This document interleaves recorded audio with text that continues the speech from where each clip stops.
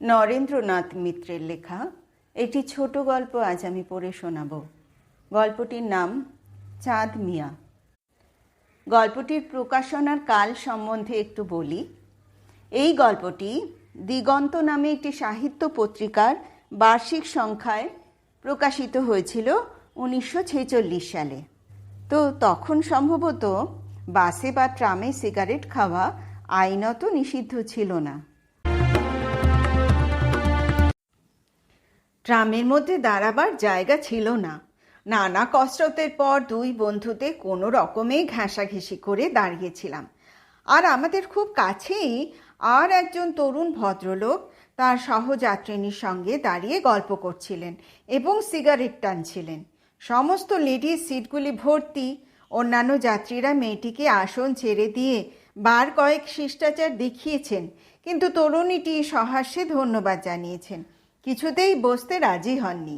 ঠিক তেমনি তার সহযাত্রীটির ধূমপানে আকারে ইঙ্গিতে অনেকেই আপত্তি জানিয়েছেন, কিন্তু ভদ্রলোককে কিছুতেই নিবৃত্ত করা যায়নি।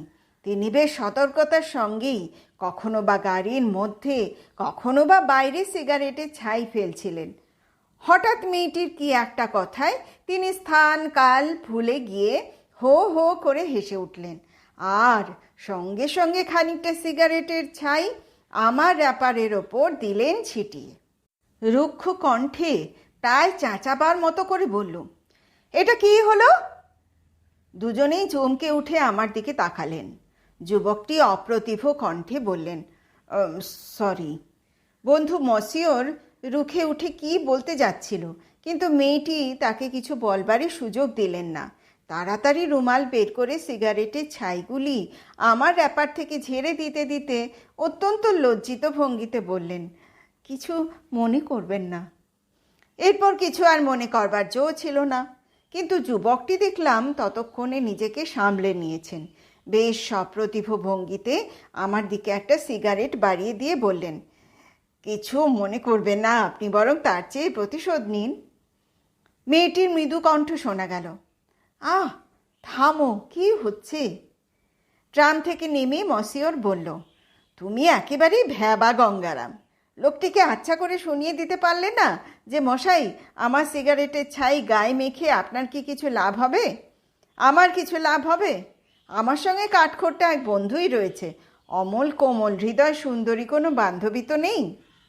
হেসে বললুম, তা নাই থাকলো, তার সঙ্গে যিনি ছিলেন ছাই ঝাড়বার পক্ষে তিনি একাই কি যথেষ্ট ছিলেন না? মসিওর গম্ভীর হবার ভঙ্গিতে বলল, সে কথা ঠিক, পুরুষের ঈর্ষা বহু বিচিত্র। তারপর একটু হেসে বলল, তুমি আজ বহু বাঁচা বেঁচে গেছো, মেয়েদের সহানুভূতিও কম সাংঘাতিক নয়। খানিকটা হাঁটতেই একটা চায়ের দোকান পাওয়া গেল, সেখানেও ভিড়। তবু তারই মধ্যে অপেক্ষাকৃত একটা নিরিবিলি কোণ বেছে নিয়ে দুজনে বসলুম। একটা কাটলেটের খণ্ড কাঁটায় ফুঁড়ে মুখে তুলতে তুলতে মসিওর বলল, আজকের এই ছোট ঘটনায় আমার অনেক কাল আগের একটি কাহিনীর কথা মনে পড়ছে। বললুম, ব্যক্তিগত নাকি? মসিওর বলল, না, ঠিক ব্যক্তিগত নয়, তবে প্রায় পরিবারগত বলতে পারো। কাহিনীর নায়ক নসরত আলী ছিলেন আমার বাবারই আপন চাচা। সেই হিসাবে তার ঘরের গুপ্ত কথা প্রকাশ করা আমার পক্ষে সমীচীন নয়, কিন্তু কথাটা কিছুতেই গোপন ছিল না। স্বয়ং নসরত আলী আর তার উত্তরপুরুষদের চেষ্টাতেও নয়। বেশ মনে আছে, আমাদের অঞ্চলে ছেলেবেলায় এ নিয়ে ছড়া গান পর্যন্ত লোককে বাঁধতে শুনেছি। মিরপুর এবং আশপাশের 5-7খানা গাঁয়ের জমিদার ছিলেন নসরত আলী মৃধা। লোক লস্কর পাইক পেয়াদা কিছুরই অভাব ছিল না। অভাব ছিল কেবল সন্তানের। পীরের দরগায় সিন্নি দিয়ে ফকির দরবেশের কাছ থেকে নানা রকম গাছগাছরা তাবিজ কবজ জড়ো করেও ছেলে তো দূরের কথা, একটি কানা মেয়ের মুখ পর্যন্ত মৃধা সাহেব দেখতে পাননি। কিন্তু অদ্ভুত তার জেদ। বলতেন, খোদার সঙ্গে আমার জেহাদ, ছেলে যতদিন না হবে ততদিন কেবল বিবির পর বিবি এনে ঘর ভরে ফেলব, দেখি ছেলে না হয়ে যায় কোথায়। আমি জানি আমার নিজের কোনো দোষ নেই, ছেলে যে হয় না তা কেবলই বিবিদের দোষ। প্রায় 60-এর কাছাকাছি যখন তার বয়স, তখন কেবল গুটি চারেক বিবি তার ঘরে ছিলেন এবং আর গুটি 4-5 মরে নিষ্কৃতি পেয়েছিলেন। তার কিছুকাল আগে থেকেই শুধু ফকির দরবেশের কেরামতিতেই নয়, খোদার অস্তিত্বেরও উপর মৃধা সাহেব আস্থা হারিয়ে ফেলেছিলেন। মোল্লা মুন্সিদের দেখতে পারতেন না, বাড়ি থেকে কোরআন শরীফ দূর করে ফেলেছিলেন, রোজা নামাজ পর্যন্ত পালন করতেন না। মানুষজনের চেয়ে পশু পক্ষীর ওপরই প্রীতি যেন তার কিছু বেশি পরিমাণে ছিল। বিচিত্র রকমের বিচিত্র রঙের পাখি পুষতেন, আর ছিল ঘোড়া। হরিহর ছত্রের মেলায় নিজে যেতেন ঘোড়া কিনতে, বেছে বেছে নানা আকারের নানা রঙের ঘোড়া কিনতেন। ঘোড়ার রঙের সঙ্গে রং মিলিয়ে রাখতেন শহীদদের, ঘোড়ার নামের সঙ্গে নাম মিলিয়ে রাখতেন তাদের নাম। নসরত আলীর মস্ত বড় বাড়ির পাশেই ছিল মস্ত বড় মাঠ। তার অর্ধেকটা জুড়ে পৌষ মাস থেকে ঘৌড়দৌড় শুরু হতো। শয়ে শয়ে ঘোড়া আসতো, আর হাজারে হাজারে লোক। প্রত্যেক ঘোড়াওয়ালাকে নসরত আলী কলস দিয়ে সম্মান দেখাতেন, আর তার সওয়ারদের দিতেন দামি শাল। একদিন নসরত আলীর কানে গেল 3-4খানা গাঁ পশ্চিমে নূরগঞ্জে আতাজদ্দি মিয়ার নাকি এক চমৎকার ঘোড়া আছে। তেমন ঘোড়া ধারে কাছে আর কারও নেই। সেই ঘোড়া সে ঘৌড়দৌড়ের মেলায় আনে না, পাছে নসরত আলী তা কেড়ে নেন। শুনে নসরত আলী হাসলেন। তারপর ভাবলেন তিনি নিজেই যাবেন সেই ঘোড়া দেখতে, আর ঘোড়াওয়ালাকে আশ্বাস আর অভয় দিয়ে আসতে। নিজের অদ্ভুত সব খেয়ালের কাছে মান সম্ভ্রম পর্যন্ত তার তুচ্ছ হয়ে গিয়েছিল। আত্মীয় পরিজন কারো নিষেধ না শুনে তিনি নিজেই চললেন একদিন সেই ঘোড়ার সন্ধানে। আস্তাবল থেকে সবচেয়ে ভালো ঘোড়াটা বেছে নিয়ে চড়ে বসলেন তার পিঠে। বারণ সত্ত্বেও কেউ কেউ দূরে দূরে থেকে তার অনুসরণ করতে লাগলো। পীরকান্দায় এসে একটা পানা ভরা পুকুর দেখে তার ঘোড়া ছুটে গেল মরিয়া হয়ে। মৃদু হেসে নসরত আলী রাশ ছেড়ে দিলেন। ঘোড়ার জল খাওয়া দেখতে দেখতে হঠাৎ তার চোখ পড়ল পুকুরের ওপারে একটা কুঁড়ের দিকে। বাড়ির বাইরের দিকে দোচালা একটা সনের ঘর, কোনো দিকে কোনো বেড়ার বালাই নেই। তার মধ্যে একটি মেয়ে হাঁটু গেড়ে নামাজ পড়ছিল। গাছের গোড়ায় ঘোড়া বেঁধে রেখে মৃধা সাহেব নিঃশব্দে সেই ভাঙা দোচালার দিকে এগিয়ে গেলেন। তারপর অপলক দৃষ্টিতে চেয়ে চেয়ে দেখতে লাগলেন সেই নামাজ। 18-19 বছরের একটি তন্নি মেয়ের অপরূপ আত্মনিবেদন। নামাজ পড়া শেষ হলে পিছন ফিরে মেয়েটি তাকে দেখতে পেয়ে যেন চমকে উঠল। তারপর একটা অস্ফুট আর্তনাদের সঙ্গে মেয়েটি বাড়ির মধ্যে পালিয়ে গেল। তার ভয় দেখে মৃধা সাহেব হাসলেন। তারপর আস্তে আস্তে তিনিও এগুলেন বাড়ির ভিতরে। এই বাড়ি তার অপরিচিত নয়, আইনুদ্দিন ফকিরের বাড়ি। তার মনে পড়ল অনেক দিন আগে গাছগাছড়ার খোঁজে আইনুদ্দিনের কাছে তিনি গোপনে নিজে এসেছিলেন। গাছড়া নসরত আলী পেয়েছিলেন, কিন্তু ফল কিছু পাননি। এতকাল বাদে নসরত আলীকে নিজের বাড়ির দৌড়ে দেখতে পেয়ে আইনুদ্দিন বিস্মিতও হলো, ভীতও হলো। বলল, আগে হুজুর, আপনি নিজে কেন এত কষ্ট করলেন? দরকার থাকলে লোক লস্কর পাঠিয়ে আমাকে তলব করলেই তো হতো। নসরত আলী মাথা নাড়লেন। না, লোক লস্করে তা হতো না। এইমাত্র যে মেয়েটি গিয়ে ঘরে ঢুকলো, সে কি তোমার মেয়ে? ফকির সন্ত্রস্ত হয়ে বলল, আগে হ্যাঁ হুজুর। নসরত আলী বললেন, দেখো, বহুকাল আমার খোদার ওপর কোনো আস্থা ছিল না। আজ তোমার মেয়েকে দেখে ফের আবার সেই আস্থা ফিরে এসেছে। ওর নামাজ পড়া দেখে আমার ভারী স্বাদ হচ্ছে। ওর পাশে দাঁড়িয়ে আমিও খোদার নাম করে নামাজ পড়ি। আইনুদ্দিন ফকির বিব্রত ও ভীত কণ্ঠে বলল, কিন্তু হুজুর, আমার মেয়ে রাবেয়া যে বড় দুর্ভাগিনী। এই 1 সপ্তাহ হয়নি অমন জোয়ান স্বামীকে সে হারিয়েছে। দিন রাত অভাগীর চোখের জলে কাটছে। নসরত আলী বললেন, ভয় কি, তার চোখের জল মোছাবার ভার আমি নিলুম। কিন্তু তবু আইনুদ্দিনের ভয় ভাঙল না। দিনের মধ্যে অসংখ্যবার নসরত আলীর লোক লস্কর এসে হানা দিতে লাগলো। রাবেয়া বলল, বাজান, আমি মন ঠিক করে ফেলেছি, তুমি মৃধা সাহেবকে বলো যে আমি রাজি আছি। আইনুদ্দিন আর তার স্ত্রী চোখের জল ফেলে বলল, পাগলি, আমাদের বাঁচার জন্য তুই এমন করে মরণ ডেকে আনতে চাস? তার চেয়ে চল রাতারাতি এ মুলুক ছেড়ে আমরা কোথাও চলে যাই। রাবেয়া তার সুন্দর ছোট কপালটুকু দেখিয়ে বলল, কিন্তু এ তো আমাদের সঙ্গে সঙ্গেই যাবে। নসরত আলী মিথ্যা কথা বলেন না।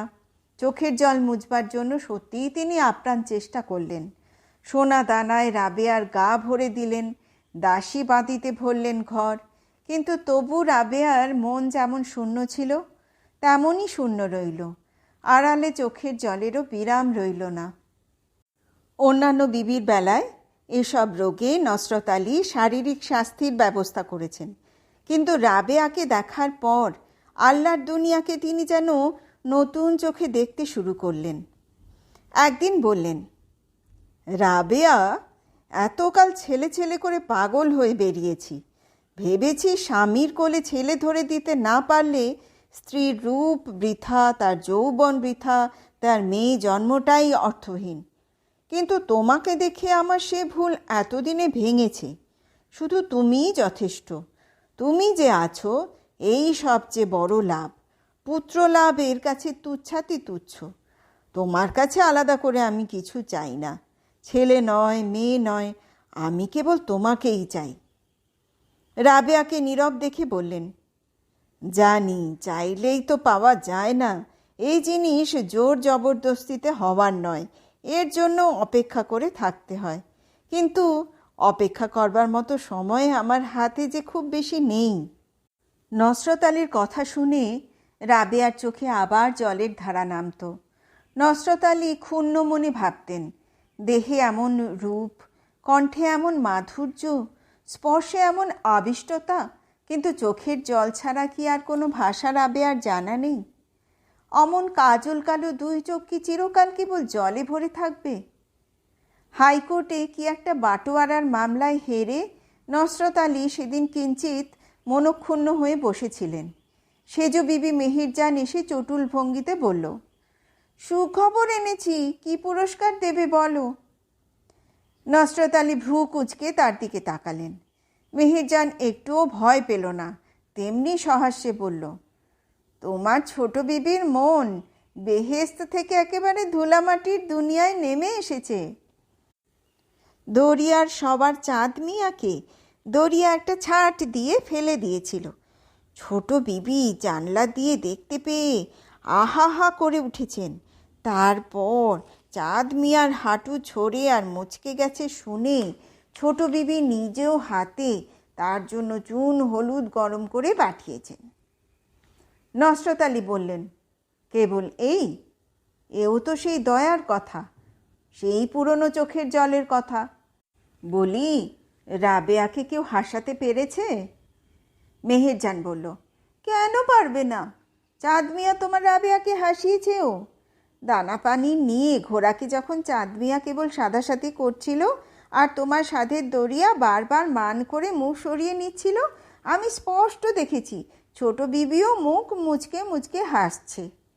নসরত আলী বললেন, হ্যাঁ, এ খবরের পর পুরস্কার তুমি পেতে পারো, বলে হাতের সবচেয়ে দামি আংটি খুলে তিনি মেহেরজানকে দিতে গেলেন। মেহেরজান পিছিয়ে গিয়ে বলল, বাঁদির কসুর মাফ করবেন হুজুর, ও আংটি পরবার যোগ্য আঙুল আমার হাতে নেই। তা কেবল ছোট বিবির হাতে আছে, আর আছে চাঁদ মিয়ার হাতে। কথাটা নিতান্ত মিথ্যা নয়। চাঁদ মিয়ার মতো সুপুরুষ সহিস সওয়ারদের মধ্যে তো দূরের কথা, বড় বংশেও খুব কম মেলে। অনেক চেষ্টায় অনেক খুঁজে পেতে নসরত আলী তার সবচেয়ে পেয়ারের দুধ বরণ ঘোড়ার জন্য অমন সোনার বরণ সওয়ার সংগ্রহ করেছেন।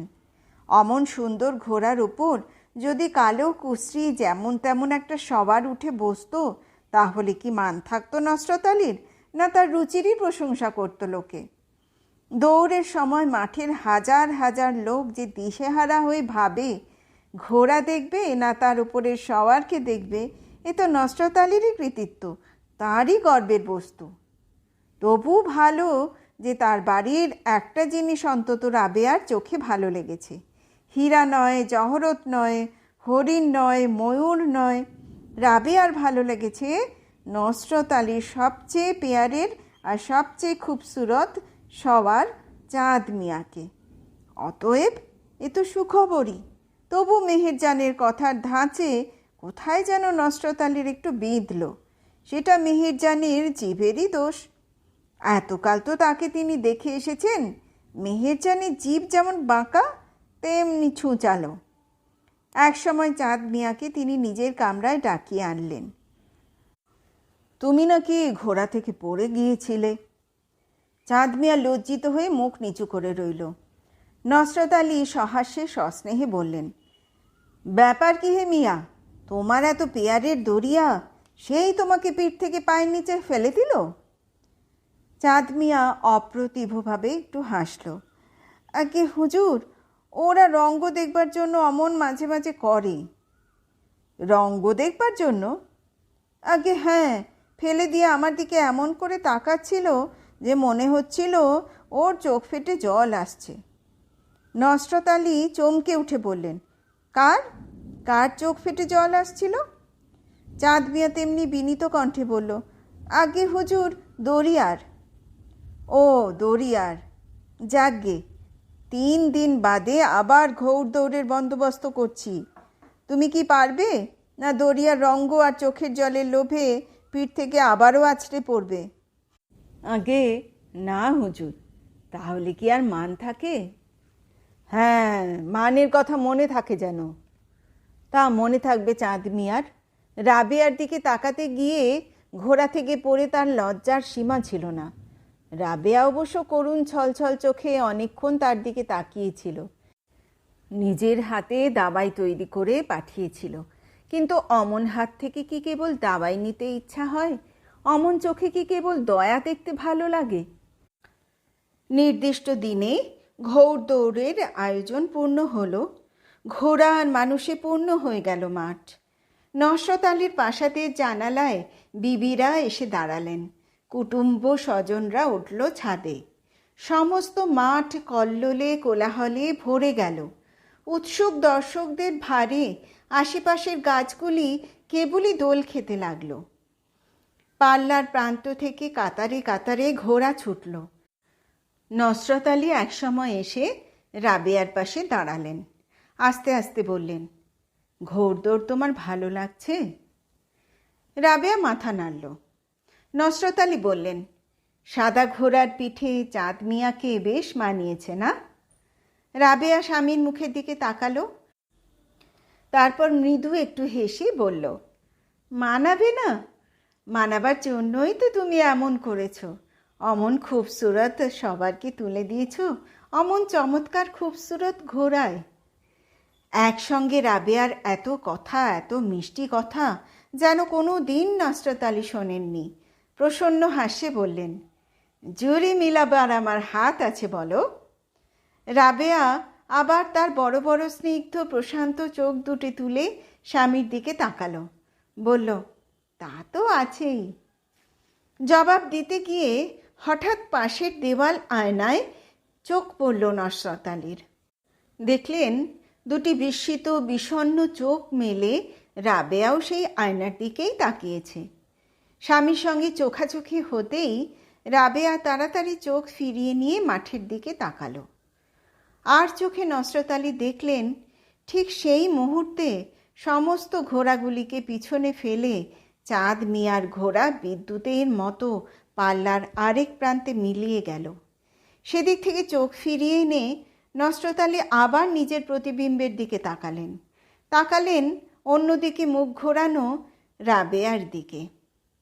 মনে হলো জোর ঠিক মেলেনি, কিন্তু যদি না মিলে থাকে তাতেই বা কি আসে যায়? আর কেনই বা মেলেনি? মেয়েদের মতো পুরুষের রূপ আর যৌবন তো কেবল তার দেহেই নয়, তার সামর্থ্যে, তার খ্যাতিতে, তার ঐশ্বর্যে।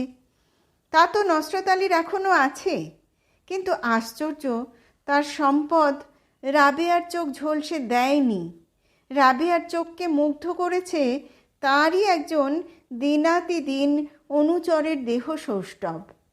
এর চেয়ে লজ্জার, এর চেয়ে বিস্ময়ের আর কী হতে পারে?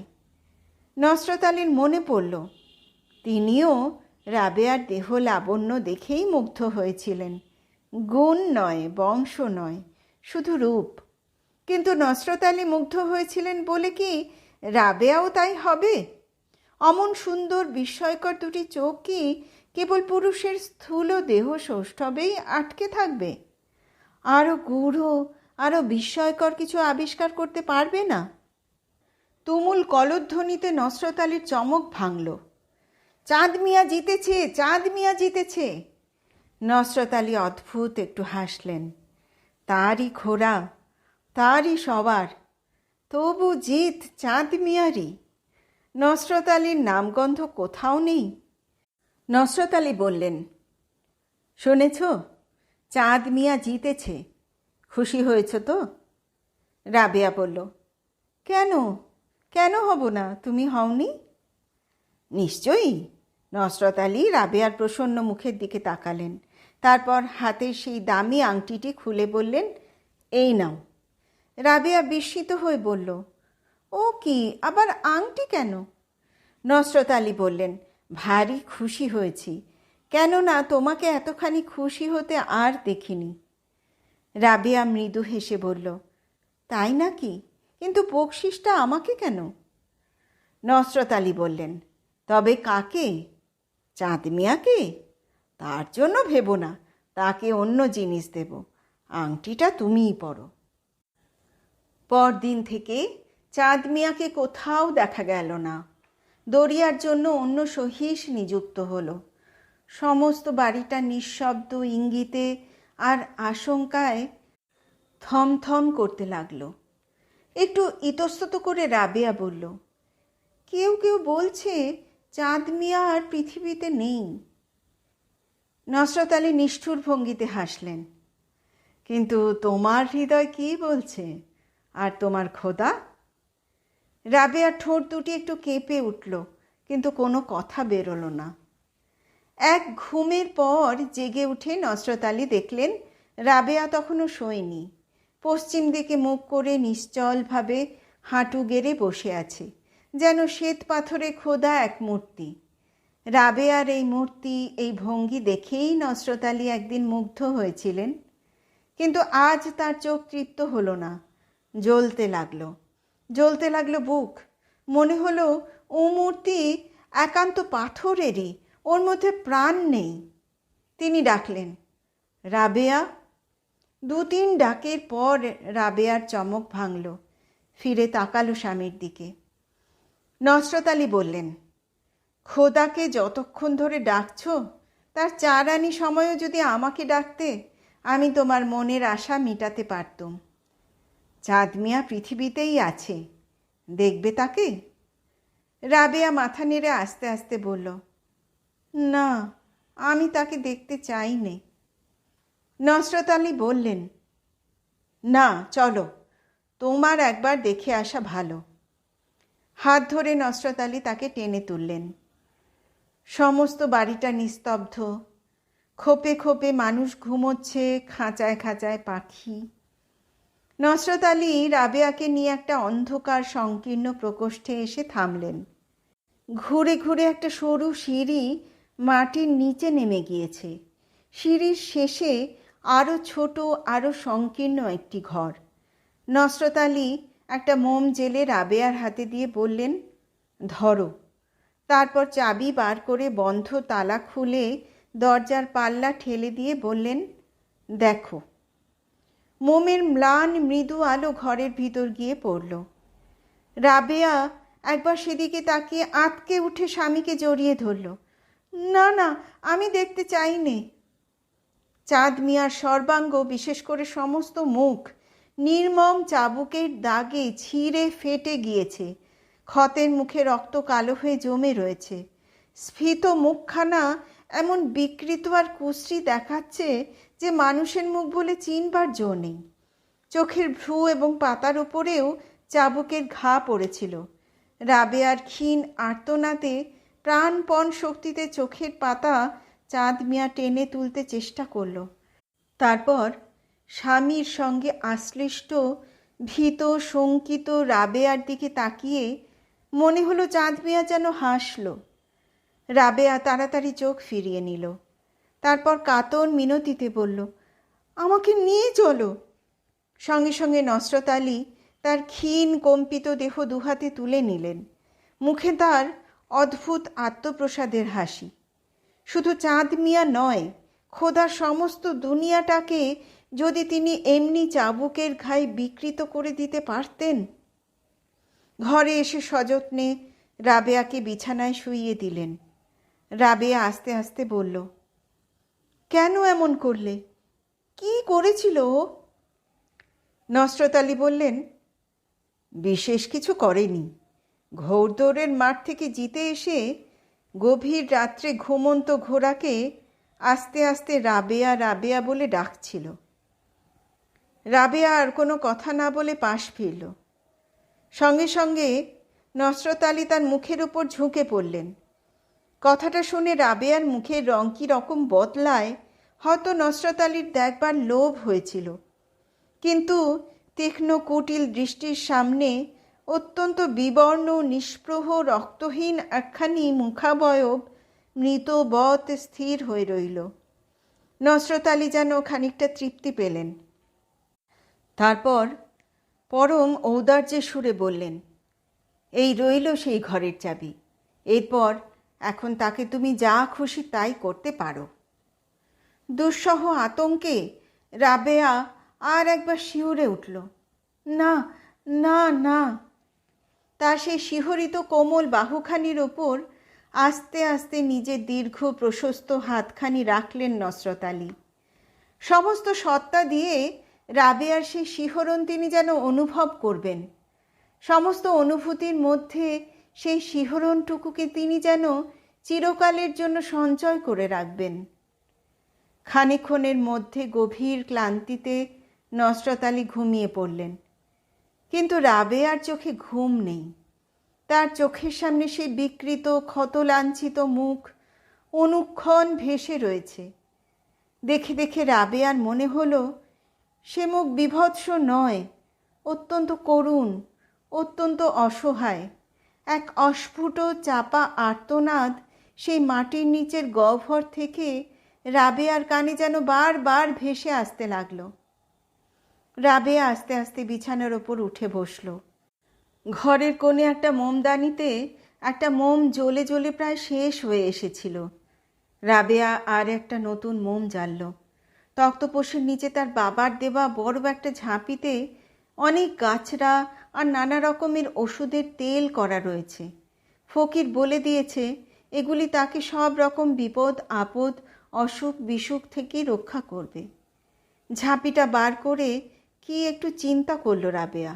তারপর কয়েকখানা গাছড়া আর একটা তেলের শিশি তুলে নিল। চাবিটা তার বিছানার পাশেই পড়ে রয়েছে। তুলতে গিয়ে হাতটা যেন একটু কেঁপে উঠল। তারপর ঘুমন্ত স্বামীর মুখের দিকে একবার তাকালো রাবেয়া। একটু কি ইতস্তত করল, হয়তো ভাবল তাকে ডেকে তার অনুমতি নিয়েই যাবে। আবার কি ভেবে নিরস্ত হলো। তারপর চাবিটা তুলে নিয়ে নিঃশব্দ পায়ে ঘর থেকে বেরিয়ে গেল। আর কোনো ভয় নেই, কোনো শঙ্কা নেই। অদ্ভুত সাহস এসেছে রাবেয়ার মনে। গাছড়ার ঝাঁপিতে হাত দেওয়ার সঙ্গে সঙ্গে যেন অলৌকিক দৈব শক্তি সে হাতে পেয়েছে। খোদার নির্দেশ শুনতে পেয়েছে হৃদয়ের মধ্যে সারা রাত। সারা রাত দুঃসহ যন্ত্রণায় আর্তনাদ করে ভোরের দিকে চাঁদ মিয়ার বোধহয় একটু তন্দ্রার মতো এসেছিল। ঘরের মধ্যে আলো আর পায়ের সাড়ায় সে চমকে জেগে উঠল। চোখ মেলতেই দেখল রাবেয়া তার দিকে ছোট একটা শিশি হাতে এগিয়ে আসছে। হঠাৎ যেন ব্যাপারটা তার বিশ্বাস করতে ইচ্ছা হলো না, কিন্তু পরক্ষণেই খানিকক্ষণ আগের ঘটনাকে তার মনে পড়ে যাওয়ায় সর্বাঙ্গে দুঃসহ যন্ত্রণা যেন দ্বিগুণ হয়ে ফিরে এলো। ঘুরো অভিমানে রাবেয়ার হাতখানা ঠেলে দিয়ে বলল, না। ধাক্কা লেগে রাবেয়ার হাতে শিশিটা দূরে ছিটকে পড়ল। নিজের হাতের দিকে তাকিয়ে এক মুহূর্তে যেন বিমূঢ় হয়ে রইল রাবেয়া। তারপর হঠাৎ আঙুলের জ্বলন্ত অঙ্গুরীয়র দিকে তার চোখ পড়ল। দুই ঠোঁটে অদ্ভুত এক ঝিলিক হাসি ফুটে উঠল। আস্তে আস্তে হাতের আংটিটা খুলে চাঁদ মিয়ার একটা আঙুলে পরিয়ে রাবেয়া তেমনি দুর্বোধ্য রহস্যময় মৃদু হাস্যে বলল, এবার তো আর ওষুধে তোমার কোনো আপত্তি নেই? বিস্ময়ে আনন্দে চাঁদ মিয়া নির্বাক হয়ে রইল। দেহ মনের কোনো জ্বালার কথাই তার আর মনে পড়ছে না। রাবেয়া উঠে গিয়ে সেই শিশিটা তুলে নিয়ে এলো। তারপর হাতের তালুতে ঘন খানিকটা তেল ঢেলে ডান হাতের আঙুল ভিজিয়ে চাঁদ মিয়ার মুখের ক্ষতস্থানে বুলিয়ে দিতে লাগলো। চাঁদ মিয়া গভীর শান্তিতে চোখ বুজল। হঠাৎ পিছন থেকে একখানা বজ্র কঠিন হাত এসে রাবেয়ার কণ্ঠ চেপে ধরল। রাবেয়া মুখ ফিরিয়ে দেখতে পারল না, কিন্তু হাতের স্পর্শ সে চিনতে পারল। চাঁদ মিয়া চিৎকার করে এগিয়ে আসতেই পায়ের ঠোকরে নসরত আলী তাকে ঘরের আরেক দিকে ঠেলে ফেলে দিলেন। তারপর সেই বিবশ মূর্ছিত অপরূপ দেহটিকে অনায়াসে দুহাতে তুলে নিয়ে তিনি আর একবার সেই ঘোরানো সিঁড়ি বেয়ে ওপরে উঠতে লাগলেন। পরের দিন শোনা গেল অকস্মাৎ হার্ট ফেল করে রাবেয়া মারা গেছে। শহরের ডাক্তারও সেই রিপোর্ট দিল। বাড়ির আত্মীয় স্বজন অনুচরেরা আর একবার নীরবে পরস্পরের মুখের দিকে তাকালো। খবর পেয়ে থানার ইন্সপেক্টর চৌধুরী সাহেব বন্ধুবৎ সমবেদনা জানাতে এলেন এবং খানিকক্ষণ নিভৃতে নসরত আলীর সঙ্গে কি দু একটি কথাবার্তা বলে বিদায়ও নিলেন। রাবেয়াকে কবর দেওয়ার আনুষঙ্গিক ব্যবস্থা করতে নসরত আলীর ঘণ্টাখানেকের বেশি লাগলো না। অনুচরেরা রাবেয়াকে তুলে নিয়ে গেল। নসরত আলী তাদের খানিকটা এগিয়ে দিয়ে ফিরে এলেন ঘরে।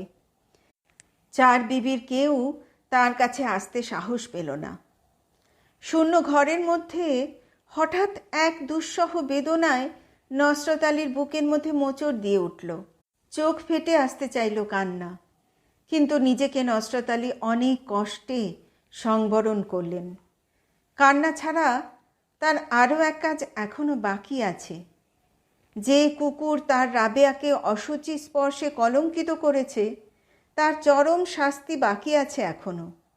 সে শাস্তি নিজের হাতে না দিলে নসরত আলীর অন্তর শান্ত হবে না। পরিজনেরা এখানে ওখানে জটলা পাকাচ্ছে। নসরত আলী অলক্ষ্যে একসময় সিঁড়ি বেয়ে সেই গুপ্ত গহ্বরের উদ্দেশ্যে নেমে চললেন। হঠাৎ মসিওর উঠে দাঁড়ালো, বলল, ওঠো, এবার আমরাও চলি, অনেক কাজ আছে। আমি তার হাত ধরে টেনে বসালাম। উঠবো মানে? আগে চাঁদ মিয়ার কি পরিণতি হলো তাই বলো। মসিউর রহমান সিগারেটের ধোঁয়া ছাড়তে ছাড়তে রহস্যাত্মক ভঙ্গিতে বলল, পরিণতিটা তেমন সুবোধ্য নয়। এখানে এসে গল্পটা কিছু অলৌকিক আকার নিয়েছে। মাঝখানের খানিকটা অংশ অত্যন্ত অস্পষ্ট হয়ে গেছে। অসহিষ্ণু হয়ে বললাম, ভনিতা না করে সংক্ষেপে বলো, চাঁদ মিয়ার শেষ দশাটা কি হলো? মসিয়র বলল, শুনেছি অত্যন্ত বৃদ্ধ বয়সে নসরত আলীর চাঁদ মিয়াই সবচেয়ে প্রিয় পাত্র ছিলেন।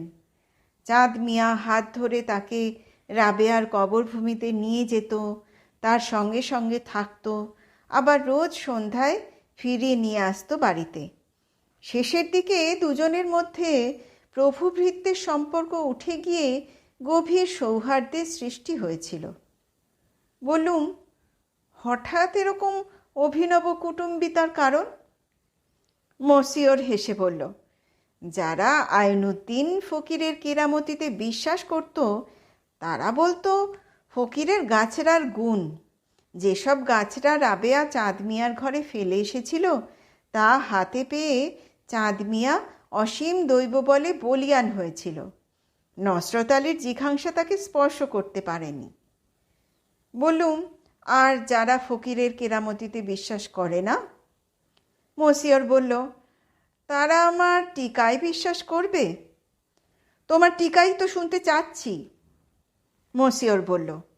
নসরত আলী চাঁদ মিয়াকে যে হত্যা করতে গিয়েও করতে পারেননি তা কোনো গাছগাছরার জন্য নয়, চাঁদ মিয়ার আঙুলে পরিয়ে দেওয়া রাবেয়ার সেই আংটিটির জন্য।